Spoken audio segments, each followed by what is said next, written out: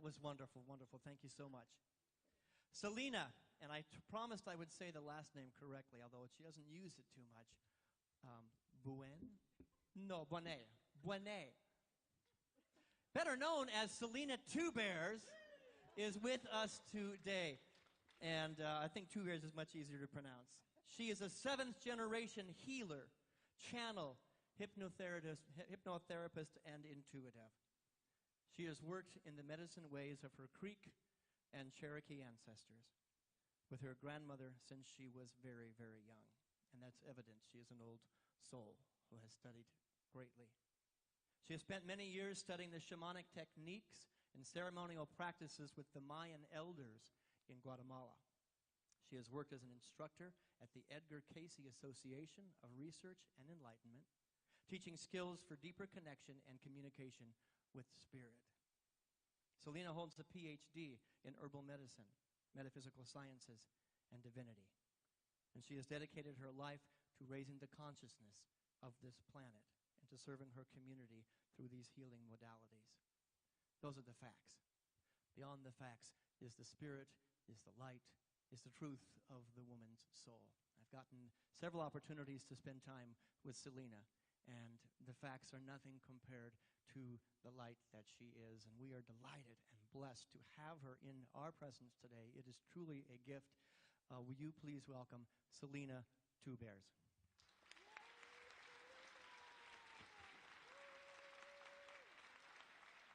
Thank you. Thank you so much. Thank you. It is beyond an honor. I am so grateful to be here. Thank you for such a warm and lovely welcome. Richard, thank you, thank you, thank you. I know you're going downstairs, but thank you. I'm going to the Spanish ministry. Thank you so much. Adios. Buenos dias. So before we start, I would love to invite Kathy and Jenny, the young lady that, where is she? Where'd she go? She does the chanting. Julie. So sorry. So I'm looking, but I do not. There she is.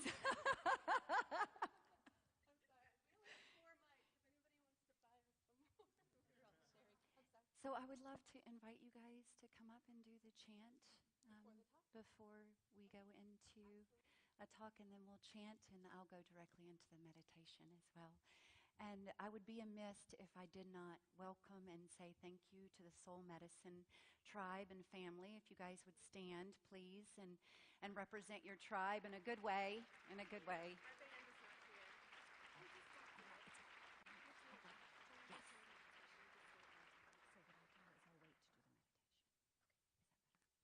So we're repositioning, and we're going to wait to do the meditation towards the end. But I do need to ask, how long do I have?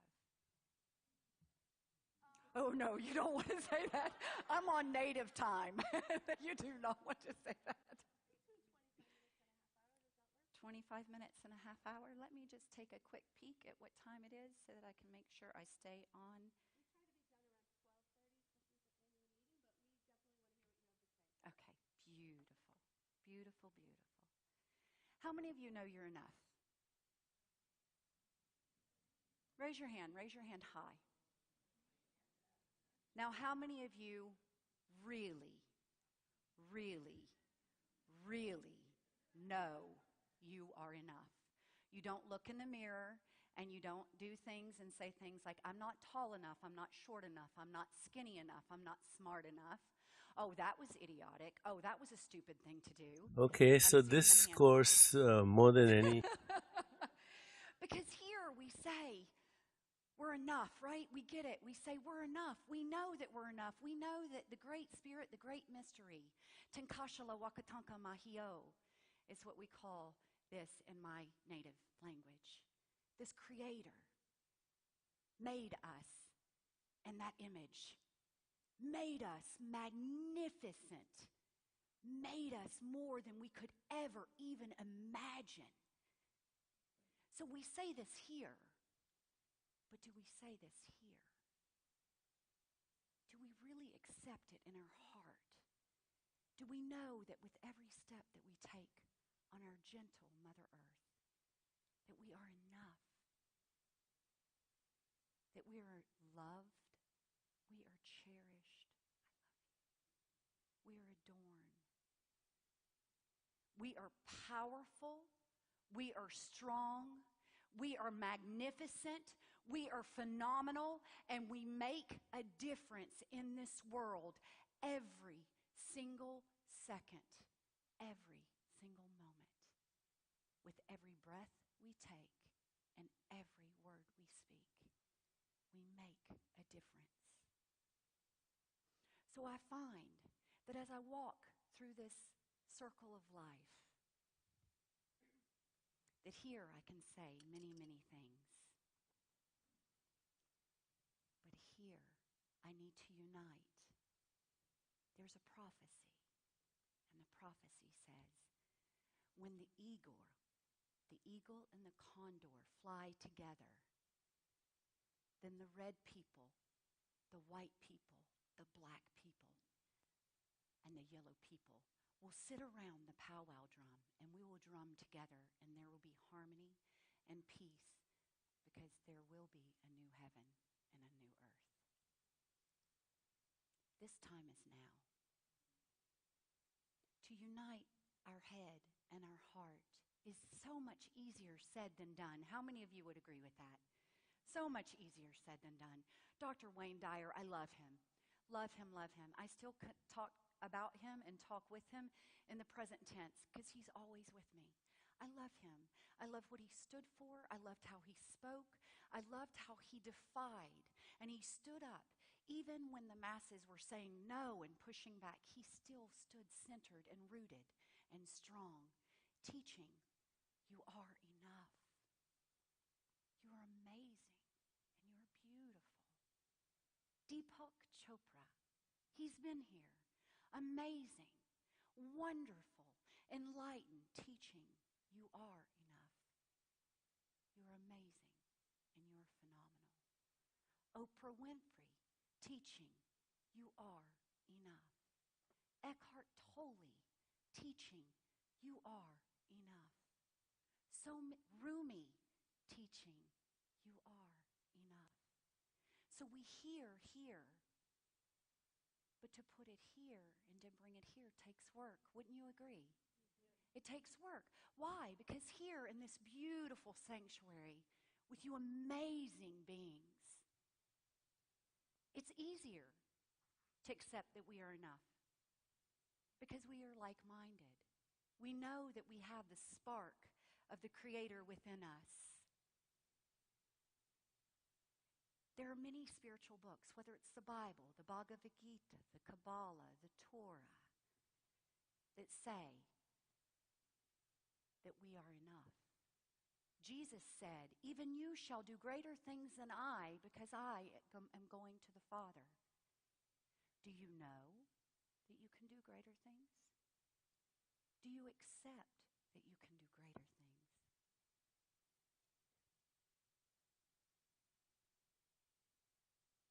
Today, if you take nothing else from what I share with you, it is that you are enough.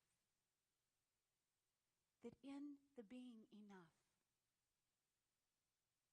there's great responsibility. Wouldn't you agree? Because when we understand that we are enough, when we understand that we have the power, the Bible says He gave us a sound mind and power. He did not make us to believe that we were less than, to believe that we didn't make a difference, to believe that we were a victim and, oh, we just had to go along. He said He gave us the power. When we accept this power, we root it in, then we make a stand and we change this world in an instant. But so many of us, we say it here, but there's a block and we don't accept it here. Because from the time we're born in this world, How many of you were born, and I really want you to think about this before you raise your hand. You were born, and everyone around you, your mother, your fathers, your aunts, your uncles, your neighbors, your cousins, your professors, your teachers, your doctors, your pastors, your preachers, your popes, all told you that you were powerful, you could do anything, nothing was impossible. Raise your hand. So from the time we come to this planet and we're born, we hear of limitations, don't we? We hear what's possible and what's impossible.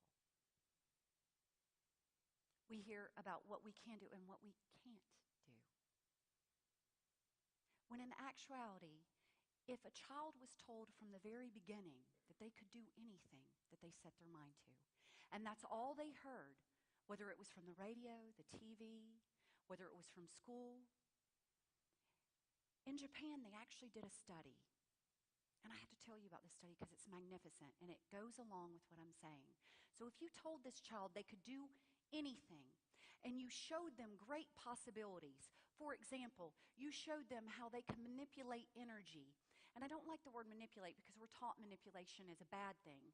But if I take a steel spoon and I show you how to bend it through your energy, not through your strength, but through your energy, allowing the energy of whether you want to call it the Christ consciousness or the Krishna consciousness or the God mind or the higher self, but you bent that metal just from your thought, many of you would say that's a miracle. So if we showed our children these things from the time they were young and little and told them that they could do anything that they set their mind to, it would be a very different place that we live in today. So in Japan, they did this study, and where children were left at birth, they took them and they took them off into the woods. They didn't allow them to listen to radio or TV. But what they did is they taught them. They taught them like my grandmother taught me. We didn't sit in front of a TV. My grandmother taught me outside, would take me out, and every morning have me watch the sunrise and give thanks. Give thanks for a new day. Because if the sun did not shine upon us, everything that we know and have would freeze within 18 hours, even the blood in our veins. So to give thanks. She taught me to look at the winged ones and to watch how they flew and how they could see from a higher perspective than me. And then she taught me how to look at a caterpillar and see how that perspective was different. And then when the caterpillar morphed into a butterfly, how suddenly its entire earth was different. Because before it could only see from here, and now it could see from a higher perspective. So they took them out into nature, and they taught them that they could do anything that they set their mind to do. And these children now are doing magnificent things. They play a game. It's called hide and seek, and it's very different from the hide and seek that we see and we were taught. When we taught hide and seek, we hid our eyes, and we counted from 1 to wherever we could count. Sometimes it was 10, sometimes it was 100, and sometimes we skipped all around and just said 100 when we got there. And you would hide, and we would go find, right? These children are being taught hide and seek in this way. They're taught to open their third eye, their pineal gland. We all have it. It's a physical gland inside, about 3 inches behind the forehead, in the center of the brain. And if you look, most people will be familiar with the mark that's in the forehead. That's what the Bible says. It doesn't say on the forehead, it says in the forehead. That in the last days, those that have the mark in the forehead. So they're teaching them how to activate this pineal gland that's inside. And then they go hide things. And the children tell them exactly where they are. Exactly. The children are also taking a little silver spoon and they put it in their pocket. And another way they play hide and seek is you have to guess whose pocket it's in. And you just saw it went in Julie's pocket, and so you come to Julie and you go, it's in your pocket. And she goes, nope. And all of a sudden it's in somebody else's pocket. Because they manipulated the energy. We're all energy. We're very little physical. And science has finally caught up to this.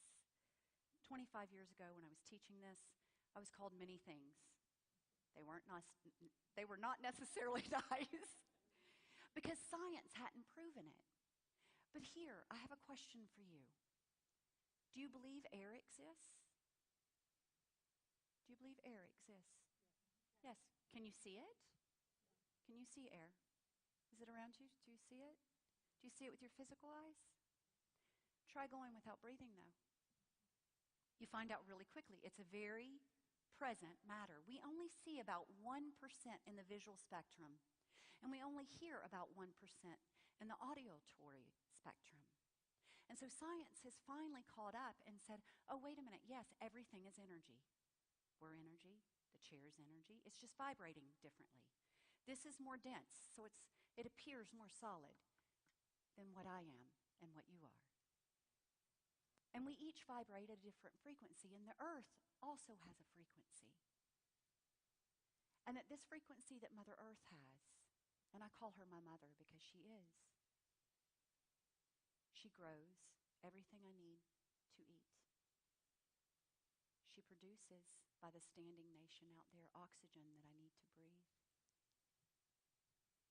The water that runs in her veins are the same water that runs in your veins. So we're connected. We're connected not only to the earth and to the Creator, because we have that spark that's within us. The kingdom of God lies where? Within you. So if you look at the King James Version, it says, in the midst of you. Midst and within were interchangeable, but within you.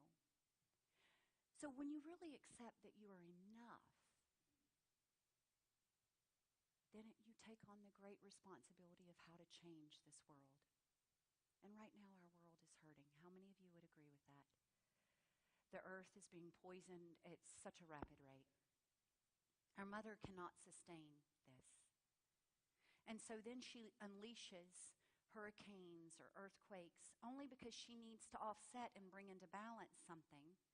And people say, oh, Mother Nature is angry. And I think, well, if you had somebody pouring poison into you every day, stomping on you, taking from you, raping you, every day, at what point would you not lash back? Because you need to bring into balance. How many of you get angry sometimes? It's okay. I just love it when people say, I'm spiritual, I don't get angry. I'm like, well, then you're missing the whole human experience. So we get angry, and what do we do with this anger? We need a way to express it, to let it out. Now, we can do this in negative ways, and we see this a lot with our young. Our young right now, they're hurting because they look into the world, and they see a world in which it goes directly against their soul and their spirit. And they say, I can't handle this, so I need to numb this out. So the way I'm going to express myself is I'm going to do it through drugs or alcohol because I need to numb my spirit. I can't look into the world and see that there is good and there is love and there is hope and there is compassion. So they're looking in the world and they're seeing all of these atrocities and their soul is screaming. So what they do is they numb it. So we could do it that way and express our anger and our rage and our hurt and our pain that way.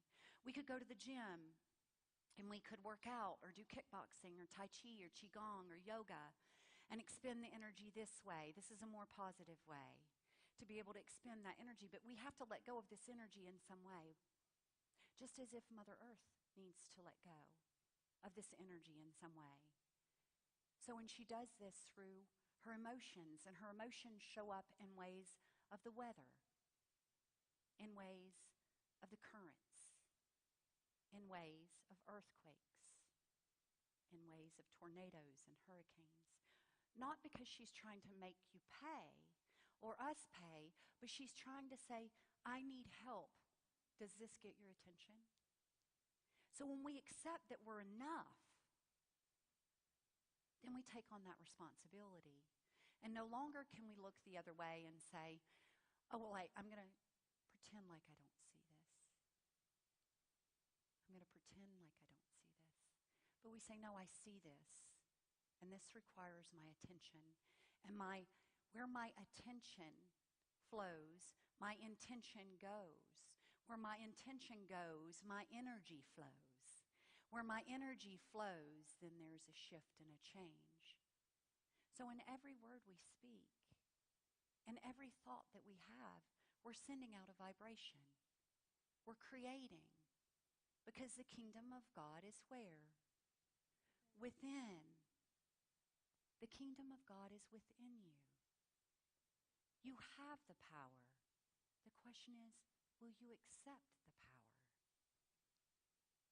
No longer can we listen to someone tell us that we are less than, or we have to wait for somebody else to come along to make a change. Where two or more are gathered, there I am. How many would you say are here today? Just around about 300? Where two or more are gathered, what happens where 300 are gathered? What if we all unite our intention and attention and energy? We make a change like this. This is known more in other cultures. India, Thailand, they teach their young from a young age to meditate, to center their energy. What is meditation? Grandmother taught me this. Prayer is a way that people speak to the Creator, the great mystery. Meditation is stilling and quieting so you can hear that creation speak back to you. The cosmos, the intellect, whether you call this God or Buddha or Gaia or Vishnu, Shiva or Ziva. Many names this has been called. But when we quiet and center, then we can hear that still small voice, as Richard said, inside. But sometimes it comes outside of us. Has anyone ever walked up to you and said something to you that just almost knocked you off your feet because you're like, how did they know that? But they just said it so nonchalantly, just going off. They just said something and it really hit you and they had no idea and they just went on and you were.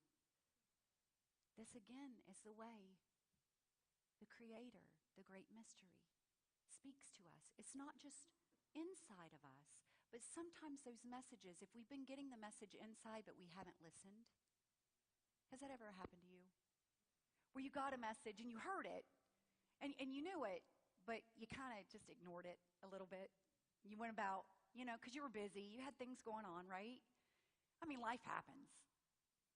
And then all of a sudden somebody comes up to you and says something like, well, you should read this book. And then a couple days later, somebody else says, hey, have you heard of this book? And then a couple of days later, somebody else says, I was reading this book. And about the third time you go, okay, I got it. I'll read the book. I got it. Or I'll write the book. Okay, I got it. I'll write the book. Or I'll sing the book. Boy, such beautiful voices. Thank you. What a blessing. But you get these messages.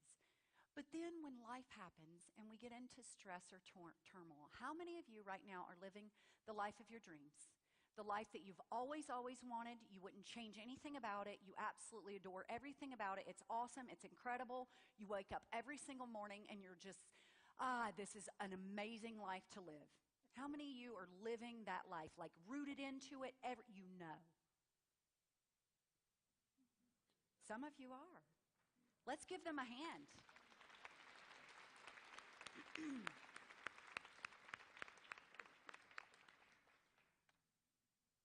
What gave you this life?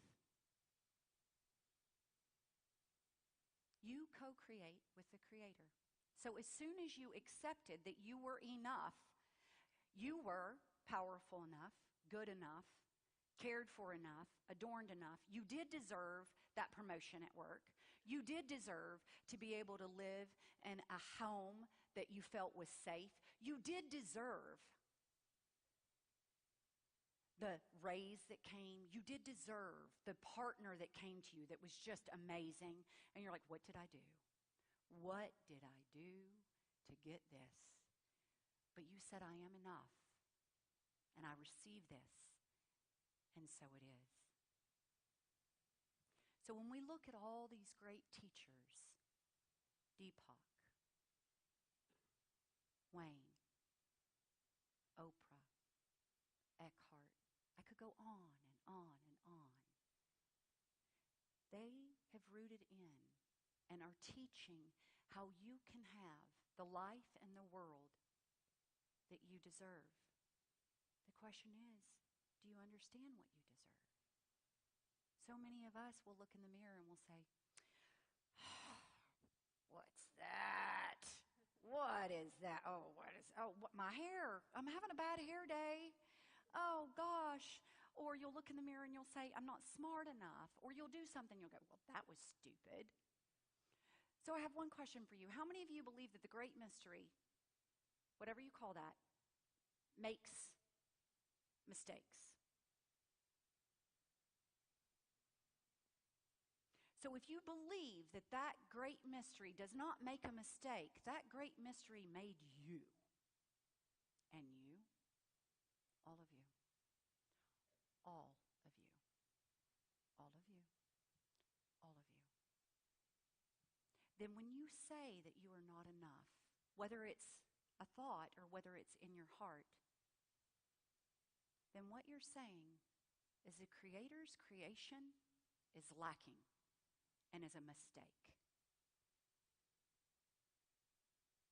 My grandmother taught me that the Creator expresses himself, herself, itself through us.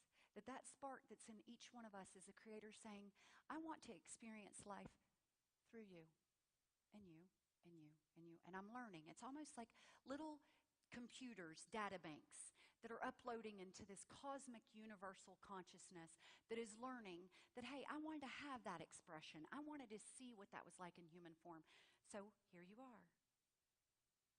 So when we understand that we are that creation and that we co-create, and that through our experiences, it doesn't necessarily need to be, I'm bad, I'm wrong. You can look back. How many of you have done something, say 5 years ago, or if you're my age, it could be 25 or 30 years ago, and you look back and you go, how did I ever think that was okay to do that? How many of you have done that? You look back at something you did and you said, and if you're not all raising your hand, you know you're fibbing. You're not telling the truth. Because we've all done that. We've looked back and we said, how did I rationalize that that was okay? But we did it. Now, we could look back and say, I'm a horrible person. I'm so terrible. That's awful. I have guilt. Oh, so much guilt and so much shame for that. And that vibrates at a very dense level. Guilt and shame vibrate really, really dense. And so how are you supposed to evolve? And I love the word evolve because it's love backwards. Without love, you cannot evolve. Isn't that beautiful? So take that with you, please. You cannot evolve without love. So how can I evolve if I'm staying in this dense vibration of guilt and shame? So what if we looked at it and we said, okay, I made that decision, I made that choice, and I lived through that experience, and I learned all of these things. And through that, I became a more compassionate, loving, caring being. I will share with you, if it could be done, I've probably done it. I was not born with a silver spoon in my mouth. I have drank. I have done drugs. I have been faithful. I have been unfaithful. I have lived a myriad of lives in one. And if I looked back at every mistake that I made, I would look at them as mistakes. But what if I looked at them as experiences? How can I truly have compassion and love for someone who's homeless? Very different than if you've been homeless. How many of you have been homeless? You look at it very differently, don't you, than before you were homeless. I've been homeless. So when I walk past someone, I don't rationalize in my mind why I shouldn't give to them. Oh, they probably are a drug addict. They probably are an alcoholic. I'm not going to give my money to them. So if they are a drug addict or they are an alcoholic and they are suffering severe DTs and they take the money that I have given them and they go and get a bottle of alcohol to ease their pain, that is not mine to judge. For I, one day, will pass from this physical body. My grandmother said, we just keep coming back to have more experiences, to have more compassion. So I have compassion because I was there. Now, I did have compassion always for people that were homeless, but it was very different before versus when I had actually faced it from a personal. So what if your experiences were not mistakes? What if you were just learning? You were just evolving, and you were becoming more loving and kind and caring and giving and compassionate and strong. What doesn't kill you shall make you stronger. There are many songs of that today. Many songs. What doesn't kill you makes you stronger. So if we have this pineal gland inside of us, and René Descartes, 17th century French philosopher, said it was the seat of the soul. So if we have this gland, and this gland somehow keeps us very connected to Source, Creator, to teach us and to show us that even you shall do greater things. If we have this gland, how many of you, if you really, really knew you had this part of your body, that when you really connected to it and you kept it healthy and you kept it strong, you would do everything you could to take care of that? How many of you, if you really knew that if you took care of it, you could do greater things than even Jesus did? How many of you would say, I would take care of it? I would do whatever I need to take care of it. I would put my focus there, my energy there. Okay. So this pineal gland, it's in the shape of a pine cone. And the pine cone, I'm going to use my, so that I don't misspeak. So the pine cone, and then I'm running out of time, so I have to be very, very fast. So the pine cone has been around for many, many, many years. Let's see. We have Dionysus that carried a staff that had a pine cone. The Pope has a staff that has a pine cone. The Vatican has over a 30-foot pine cone right in front of the Vatican. It's golden, by the way. It has a pine cone. The pine cones have been around in ancient Assyrian palace carvings dating back from 713 to 716 BC, all with pine cones. Pine cones appear regularly in the Freemasons' octagons. Pine cones. So what is so special about a pine cone? Inside, that little pineal gland is shaped like a pine cone. And actually, in some of the carvings, it shows the god with a pine cone going straight towards the center of the forehead. The Bible says the mark in the forehead, not on the forehead. Matthew says, the light of the body is the eye. If therefore thine eye be single, thy whole body shall be full of light. In Revelations, it talks about don't be found asleep or in darkness. The pineal gland actually works with the sleep circadian rhythm. So it alters your sleep cycle.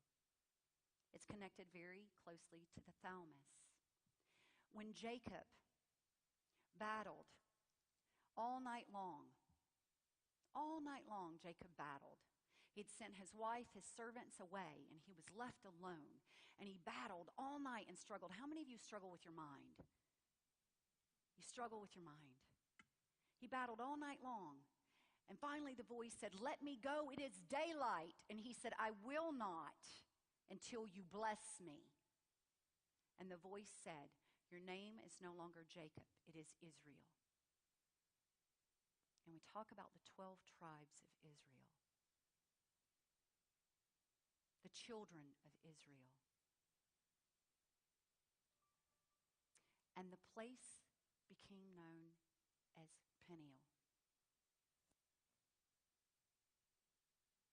So if you knew you had this special place in you, that if you put your awareness there, if you took care of it, you could really accept all of the power that flows through you from Source.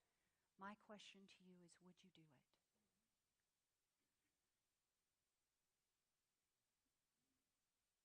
So how do we take care of it? And I'll be very quick because then we can move into the chant meditation. The pineal gland is extremely sensitive to metals. It's very sensitive to fluoride. Fluoride is in your water. Fluoride was first used in Nazi Germany in the concentration camps by Hitler because it calcifies the pineal gland and it makes you complacent. How many of you can look around and say, there are a lot of people that are just choosing to look the other way? Complacency. They found that when you hit puberty, that was the largest that your pineal gland was, and that if you continued to keep your focus there and keep it clean, that it would stay. But most people after puberty, it begins to calcify through things that we eat and things that we drink, toxins that we breathe. They actually found also that the Caucasian culture was way more susceptible to a calcified pineal gland than the African American culture. So this puts a different spin on things. So if you want to take care, one of the things that you can do is start limiting all fluoride intake. Begin to detox your body from heavy metals. Meditation activates and stimulates the pineal gland. Some people say, I can't meditate because I don't know how to do it. There is no wrong way and there's no right way. But today, I would like to give you a small example. You can do guided meditations, silent meditations. You can do where all you have to do is focus on your breath, breathing fully and exhaling fully, even if it's 5 minutes, centering your energy. Your pineal gland is activated through that. It has the same fluid as your eyes. It has the same cones and rods as your actual physical eyes, the pineal gland does. So I invite you today, will you accept that you're enough? Will you unite the eagle and the condor to fly together so we can live in peace and harmony? You do make a difference. You're an amazing being. You are filled with light and love. You are an expression of the great mystery. Today I ask you, receive that, accept that, and know that you will create a new earth filled with love and harmony if you so choose. I ask if you would like to come up and chant, and then we'll do a small meditation. Please join us. And I chose this song specifically with your topic. It's I Am More, knowing that we are enough.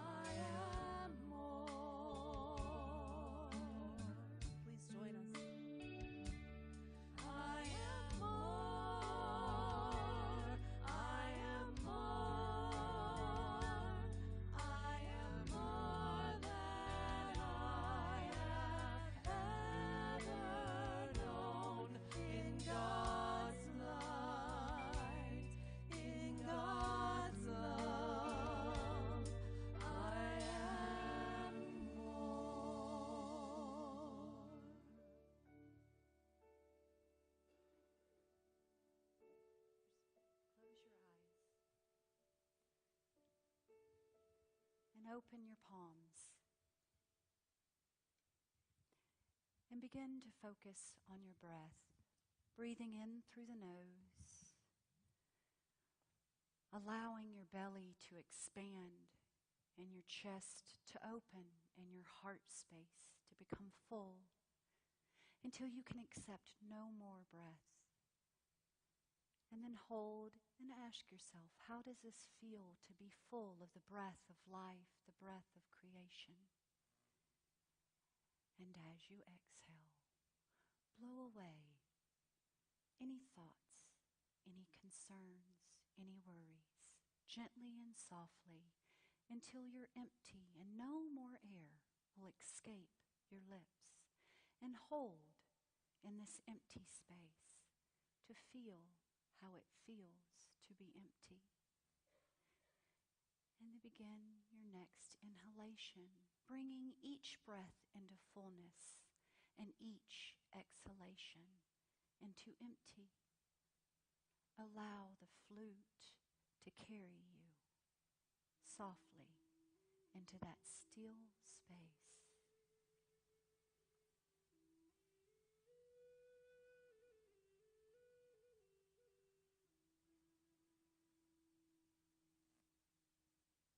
Each exhalation, you relax and release, and each inhalation pulls your awareness inward.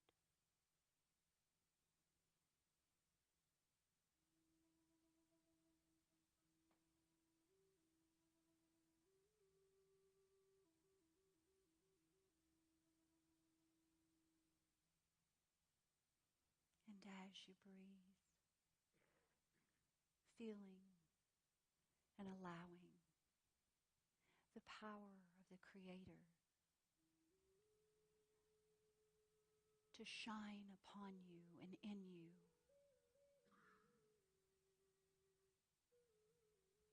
Visualizing as if the beautiful sun's rays of iridescence comes in through the top of your head, filling your body with beautiful white iridescence.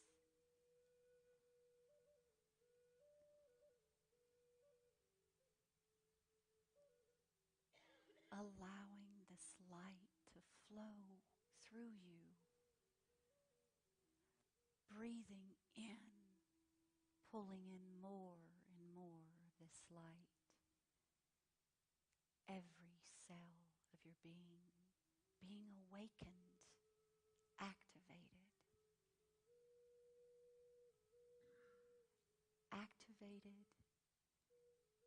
into the co-creation, into source, fueling that spark of the Creator that is within you.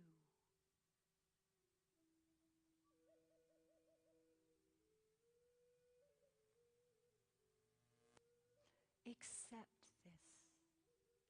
Breathe this in. Feel the power that flows through you from source.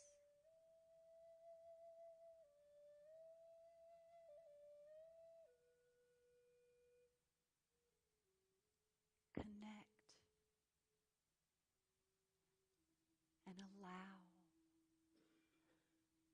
creation and universal consciousness to awaken. You're remembering of your power. Allow and accept that this power flows in you. Accept the love that flows to you.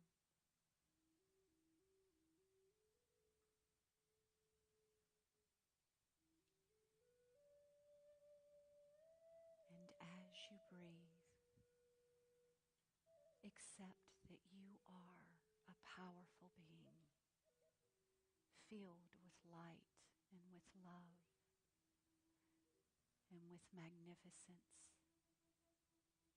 that changes this world into a better place, into a place of peace and harmony.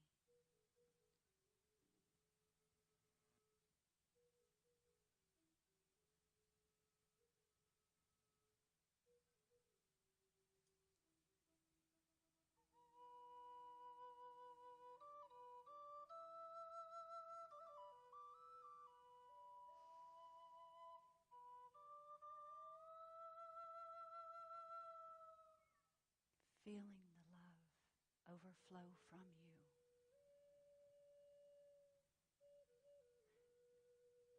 Allow this love to fill you up, to overflow from you. And as we all unify our love, send this love out through the wind, through the waters, out to the four corners, out into the cosmos, washing through and over, changing and creating. Send it to the leaders of the world, the lawmakers. May it pierce their heart to see as the eagle flies from a higher perspective.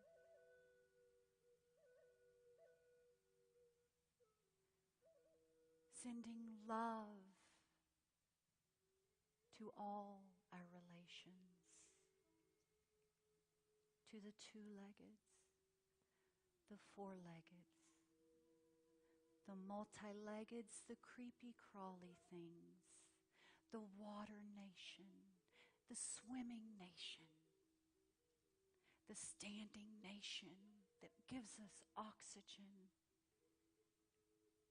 the flying nation that sings us awake, and to the star nation